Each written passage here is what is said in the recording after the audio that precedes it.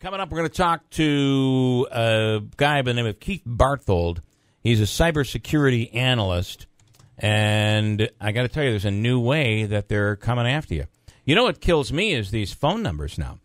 When you're getting calls, I don't know if you get these calls on your cell phone, all it takes is signing up for a contest, signing up for something, and once your number has hit the list, it will be, you're going to get solicitation calls till the cows come home.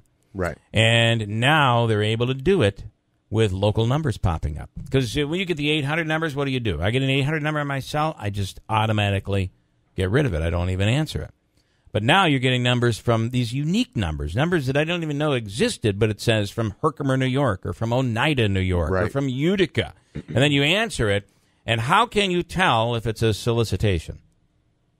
There's a delay in the beginning. I was going to say, it's that's that the pause, delay. right? Yeah. And I believe what happens with that is that you have operators, and when the call kicks in, so they're just sitting there. They're not actually dialing you. Right. There's an automated dialer, and it continues to dial until somebody answers.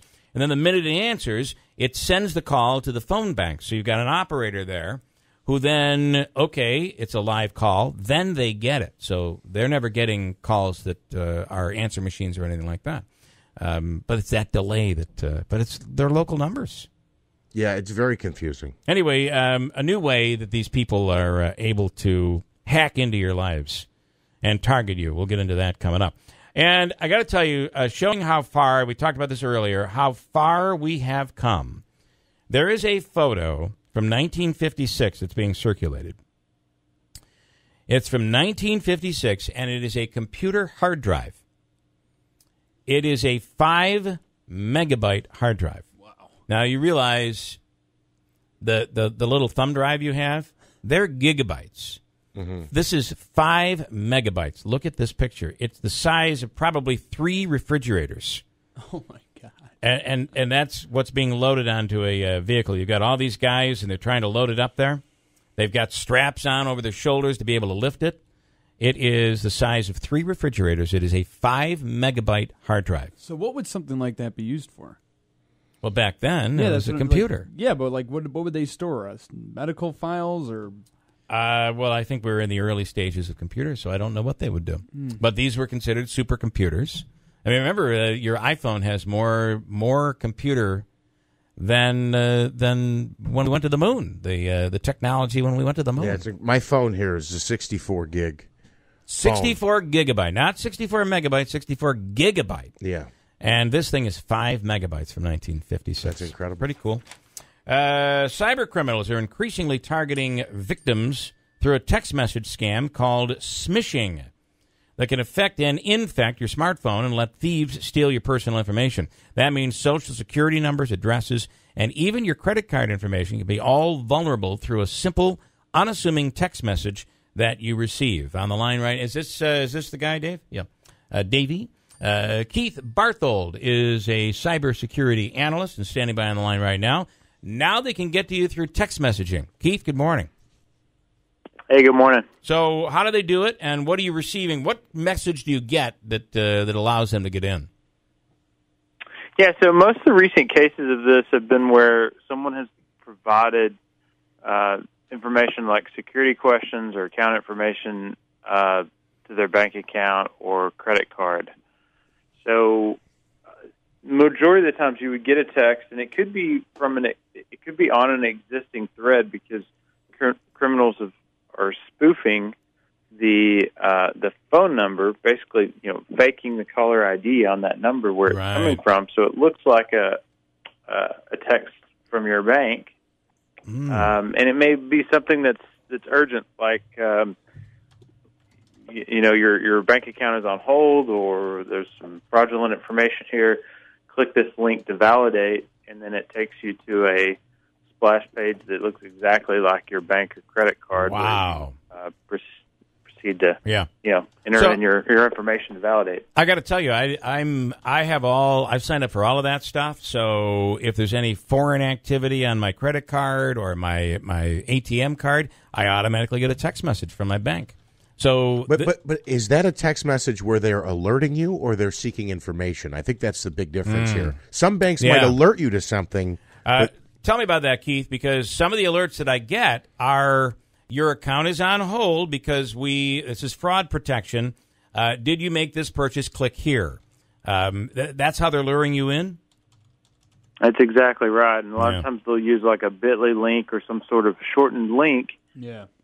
You click on it. There's not an option with the text message to hover over or understand where exactly that's taking you. And most of the time, if we're on the go with a small phone, sometimes it's difficult to go back and just make sure that URL is legitimate, especially if it pops up and there's a Wells Fargo logo or whatever. So I guess they have to know, though, that you're a Wells Fargo customer, right? Or are they just taking a shot in the dark?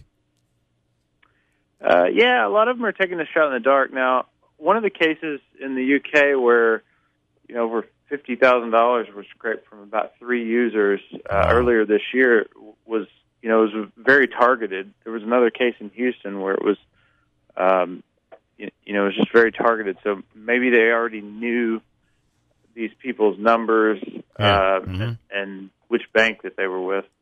So tell me, in the United States, I'm not sure what happens overseas, but in the United States, so let's say they take $50,000 out of your account. God bless you for having $50,000 in your account to be taken. But if you've been robbed of that $50,000, how much are you responsible for? I thought there was in the U.S. some protection up to like $50. Anything over $50, you would be protected. Is that true? Well, it's true to an extent. The issue is that if you were negligent and you clicked on a fraudulent link and provided that account information, I would think that the bank and the insurance would probably see that as negligence. All right. Do you advise people, Bill, you mentioned that you're set up for these alerts that you get if there's account activity. Do you advise people not to do that? Because this seems very tricky and slippery. Sometimes people would get like a call that would pretend to be from your bank and they'd fish for information on the phone with seniors. And then the banks came out and said, we'll never call you. We'll never call your home. We'll always, But with this seems like there's an in-between because some banking services will contact you via text message. This one seems very tricky. So what do you suggest? Yeah, I think that the notifications are good because immediately, but I would pair that with a banking app or with going directly to the website or a confirmed number for your bank and not rely on a link that's the automatic link to take action. I will tell you that that the one credit card that I used this for, I was in New York City and it noticed out of town abnormal activity on my account, and it said your account is frozen if you made this purchase for this amount. Click here. Now the fact that they knew the amount of the purchase legitimized that for me. I clicked the button and it came back and said, okay, your account has been released. You're in good shape.